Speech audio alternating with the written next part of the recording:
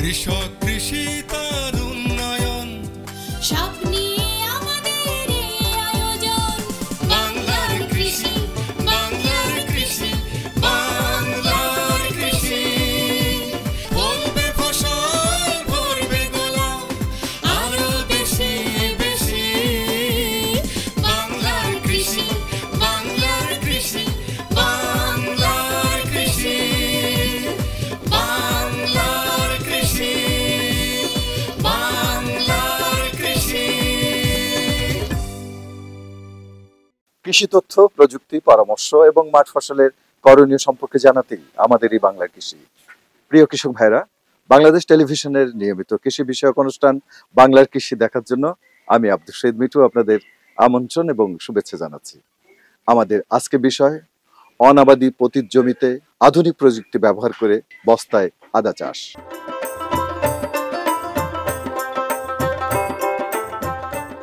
আদা বাংলাদেশের একটি গুরুত্বপূর্ণ মশলা জাতীয় ফসল। বাংলাদেশে 17,000 হেক্টর জমিতে 2.88 লক্ষ মেট্রিক টন আদা উৎপাদিত হয়। দেশে আদার চাহিদা 4.81 লক্ষ মেট্রিক টন। বিধায় বাড়তি আদা পূরণে আদা আমদানি করতে হয়। দিন দিন আবাদি জমি কমে যাওয়ায় বস্তায় আদা চাষ খুবই উপযোগী হিসেবে বিবেচিত হচ্ছে। বস্তায় আদা চাষের সুবিধা হলো যে কোনো পরিত্যক্ত জায়গা, ছায়াযুক্ত স্থান, বসতবাড়ির চারিদিকে ফাঁকা জায়গা, লবণাক্ত এলাকা ও বাড়ির ছাদে আবাদ করা যায়। উৎপাদন খরচ কম। প্রতি বস্তায় 20 থেকে 25 টাকা খরচ করে 1 থেকে 2 কেজি আদা উৎপাদন করা যায়। এভাবে চাষ করলে কন্দ পচা রোগ হয় না এবং তেমন পরিচর্যার প্রয়োজন হয় না। বিভিন্ন ধরনের রোগবালাই নিরাময়ে আদা ব্যবহার হয়। আদায় ক্যালসিয়াম ও প্রচুর ক্যারোটিন থাকে। তাছাড়া রয়েছে vitamin C, phosphorus, iron, zinc, copper এবং ম্যাঙ্গানিজের মতো পুষ্টি উপাদান। আদা fructose, carbohydrate, riboflavin, niacin, vitamin B6 এবং অ্যামাইনো অ্যাসিডের ভাণ্ডার। পেট ফাঁপা ও ফোলা এবং সর্দি কাশিতে আদা ব্যবহৃত হয়। বাংলাদেশে সাধারণত স্থানীয় জাত রংপুরি, খুলনা, ট্যাঙ্গুরা এসব জাত চাষ হতো। বর্তমানে বাংলাদেশ কৃষি গবেষণা ইনস্টিটিউট থেকে আদার 3টি উন্নত জাত উদ্ভাবিত হয়েছে। এগুলোকে বাড়ি আদা 1, বাড়ি আদা 2 ও বাড়ি আদা 3 নামে অভিহিত করা হয়েছে।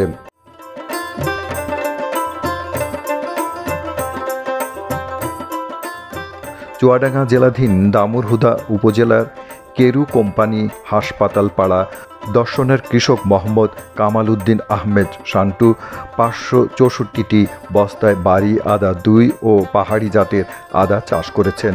সেজন্য তিনি প্রতি বস্তায় 10 থেকে 12 কেজি বেলে দোআঁশ মাটি, 2 কেজি ভার্মিকম্পোস্ট ও পরিমাণ মতো রাসায়নিক সার মিশিয়ে 10 থেকে 12 দিন প্রস্তুতকৃত মাটি ঢেকে রাখেন।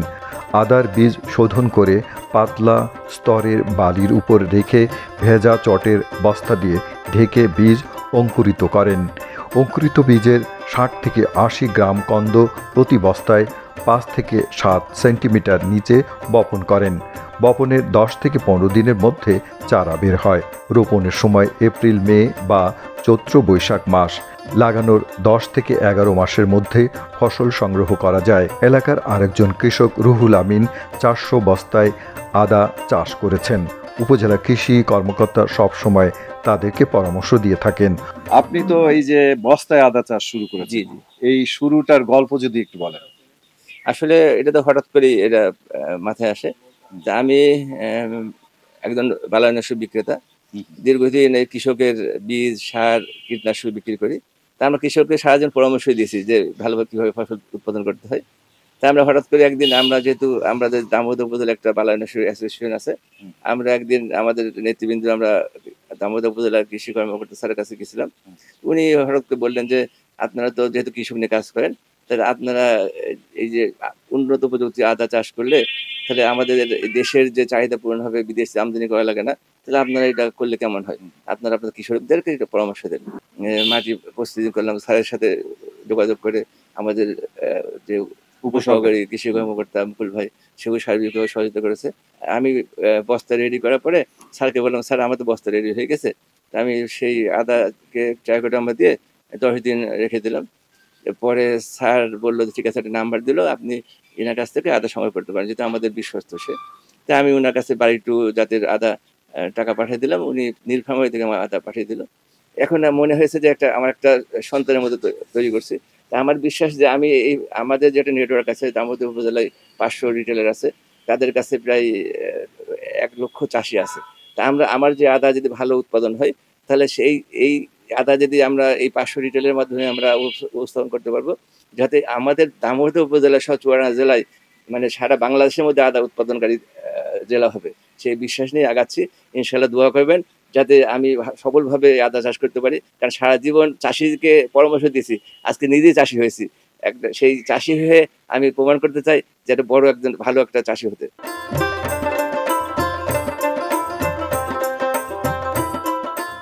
জৈব পদার্থ সমৃদ্ধ দোআঁশ ও বেলে দোআঁশ মাটি আদা চাষের জন্য সবচেয়ে উপযোগী। আদা চাষের সম্ভাবনা যথেষ্ট এবছর মানুষের সাড়া পেয়েছে, যেহেতু পতিত জমি অনেক মানুষের বাড়িতেই আছে। এখানে দেখা যাচ্ছে যে আদা চাষ করার জন্য আগ্রহী মানুষের ভিতরে সাড়া পেয়েছি। আচ্ছা আচ্ছা, আমি নিজেও কয়েক বস্তা করছি অবশ্য। নিজেই করেছেন? হ্যাঁ, নিজেও ওনাদের খাওয়া দেখেই যায়। করেছেন? কেরো কোম্পানি এক সিডিএ সাহেব, তিনিও খাওয়ার জন্য করেছে। আচ্ছা আচ্ছা, পৌরসভায় দর্শনা পৌরসভাতে চাকরি করে শাহ আলম, সেও কিছু করেছে খাওয়ার জন্য। তার মানে আমরা প্রত্যেকেই যদি নিজেদের বাড়িতে ছোট আকারে 2-3টা বস্তা করি, তাহলে আমাদের মানে নিজেদের চাহিদাটা মিটবে। বাসা বাড়িতে 5 বস্তা করে করছে। আচ্ছা, আমি সেটা মানে তাদেরকে বোঝালাম, বোঝানোর পরে তারা নিজেরা করছে।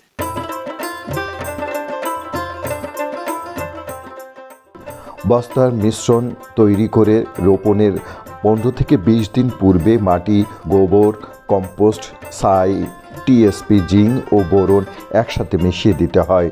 এগুলি ঢিবি করে 15 থেকে 20 দিন ঢেকে রাখতে হয়। বালাইনাশক ও অর্ধেক এমওপিও মাটির সাথে মিশাতে হয়। আদা রোপণের 50 দিন পর অর্ধেক ইউরিয়া এবং বাকি অর্ধেক ইউরিয়া ও এমওপি সার 2 কিস্তিতে 80 দিন ও 110 দিন পর বস্তায় প্রয়োগ করতে হয়। এপ্রিল-মে মাসে আদা লাগাতে হয়।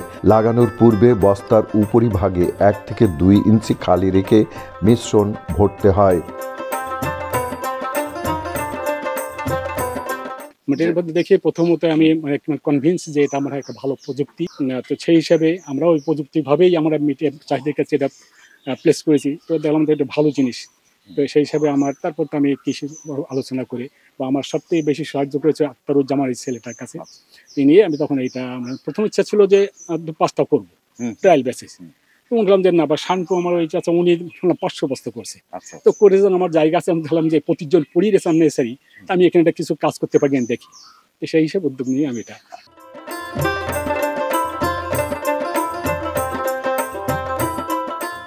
বস্তা স্থাপনের জন্য বেড তৈরি করতে হয়। বেডের মাঝখানে ড্রেন রাখতে হয়। প্রতি বস্তায় 40 থেকে 50 গ্রাম ওজনের বীজ লাগাতে হয়।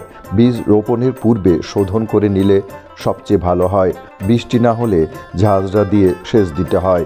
জানুয়ারি বা ফেব্রুয়ারি মাসে গাছ হলুদ হলে বা শুকিয়ে গেলে আদা সংগ্রহ করে সংরক্ষণ করতে হয়। আদার কন্দ পচা রোগ হতে পারে। বীজ শোধন করে নিলে এ রোগ হয় না। বাড়ন্ত গাছে পাতা খেকো পোকা অনেক সময় পাতা খেয়ে গাছের ক্ষতি করে। অনুমোদিত মাত্রায় কীটনাশক ব্যবহার করে এ পোকা দমন করা যেতে পারে। বস্তায় আদা চাষ করতে গেলে প্রথমত 10 থেকে 12 কেজি বেলে দোআঁশ মাটি এবং 2 কেজি ভার্মি কম্পোস্ট বা কেঁচো সার এবং 1 কেজি ছাই, এটা বেলে মাটি এবং এই উপকরণগুলো সুন্দর করে ভালোভাবে মিশিয়ে পলিথিন দিয়ে 8 থেকে 10 দিন ঢেকে রাখা লাগবে। তারপরে এটা বস্তায় ভর্তি করতে হবে। বস্তায় ভর্তি করার পরে বস্তা যেহেতু আমার রেডি, এবার অঙ্কুরিত যে বীজ আমরা যে আদাটা লাগাবো, এই আদাটা প্রথমত আমরা শোধন করে নেব। প্রোভেক্স অথবা অটোস্টিন বা কার্বন ডাইজিম গ্রুপের যে কোনো ছত্রাকনাশক দিয়ে আমরা শোধন করে নেব বীজটা শোধন করার পরে আমরা 2 ইঞ্চি বিশিষ্ট বালি বিছাই দিয়ে মাটিতে তার উপরে শোধনকৃত বীজটা আমরা বিছাই দেব। বিছাই দিয়ে কিছু পরিমাণ বালি ওর উপরে আবার বিছাই দিয়ে ভেজা চট অথবা যে পাটের যে বস্তাগুলো আছে এইগুলো দিয়ে ঢেকে রাখলাম। ঢেকে রাখার পরে বীজটা যখন অঙ্কুরিত হয়ে যাবে, অঙ্কুরিত বীজ তখন আমরা বস্তায় লাগাবো এবং সেটার গভীরতা হবে মনে করেন যে 5 থেকে 7 সেন্টিমিটার। এরপরে 8 থেকে 10 দিন পরে গাছটা বের হয়ে যাবে। এই হচ্ছে আদার লাগানোর প্রসেসিং। আর এই আদা চাষ করতে যেয়ে বিভিন্ন সমস্যার সম্মুখীন চাষি হয়, বিশেষ করে রোগ পোকামাকড়ের মধ্যে রোগের ভিতরে বিশেষ করে আদার যে কন্দ পচা রোগটা, এটাই বেশি হয়। আমরা বিশেষ করে সাজেস্ট করি যেটা কার্বনডাজিম এবং প্লাস ম্যানকোজেব যে গ্রুপের যে ছত্রাকনাশকটা আছে, এটা স্প্রে করলে আশা করা যায় রোগ ব্যাধি অনেকটা কম হবে।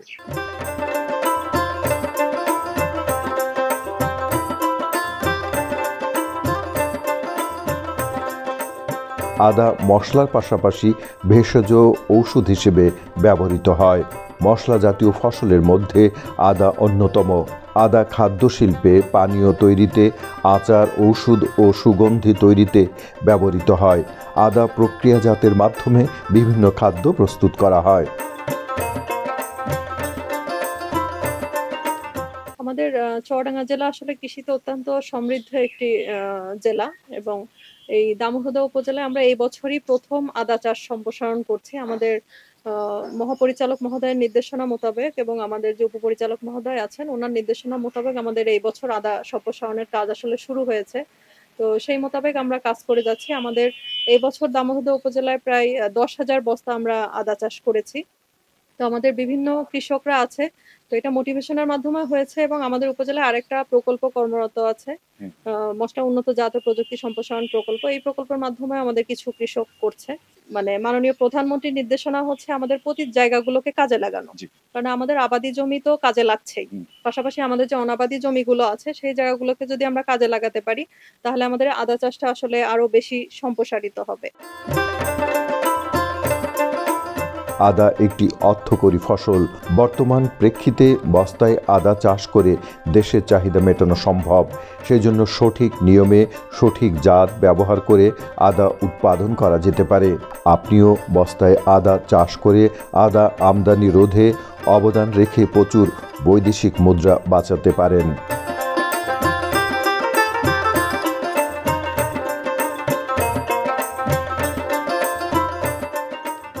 কৃষি মন্ত্রণালয়, কৃষি সম্প্রসারণ দপ্তর বিশেষ করে যেহেতু আদা মাটিতে আমরা রাইজোম রড সহ বিভিন্ন প্রতিকূলতা আমরা চাষ করতে পারছি না, সেখানে আমাদের হর্টিকালচার সেন্টার সহ কৃষি সম্প্রসারণ দপ্তরের মাঠ পর্যায়ে আমরা এই উদ্যোগটা গ্রহণ করেছি এবং চুয়াডাঙ্গাও পিছিয়ে নেই। এবার আমাদের এই 4টা উপজেলায় আমরা প্রায় 30,000 বস্তার উপরে আমরা কৃষক ভাইদের উদ্বুদ্ধ করে এটা করাতে সক্ষম হয়েছি। প্রতি জমিতে করতে পারি, বাড়ির আশেপাশে করতে পারি এবং উনি সেটাই করেছেন।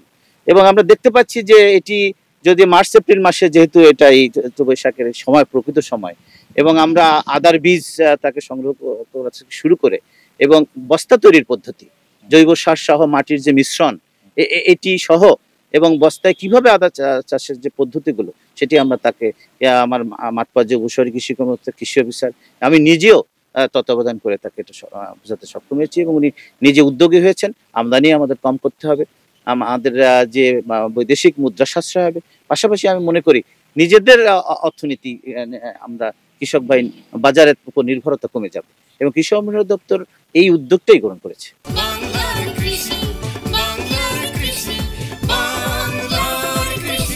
অনুষ্ঠান সম্পর্কে আপনাদের যে কোনো মতামত আমাদেরকে লিখতে পারেন।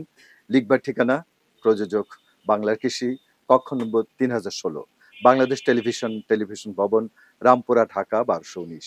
ইমেল বাংলার কৃষি 1314@gmail.com। Facebook Bangladesh television. ইচ্ছে করলে অনুষ্ঠানটি ইউটিউবে দেখতে পারেন। কৃষক ভাইরা, আজ এ পর্যন্তই। আপনারা সবাই ভালো থাকুন, সুস্থ থাকুন, এই কামনা শেষ করছি আজকের বাংলার কৃষি। আল্লাহ হাফেজ। কৃষক, কৃষি তার উন্নয়ন, স্বপ্নে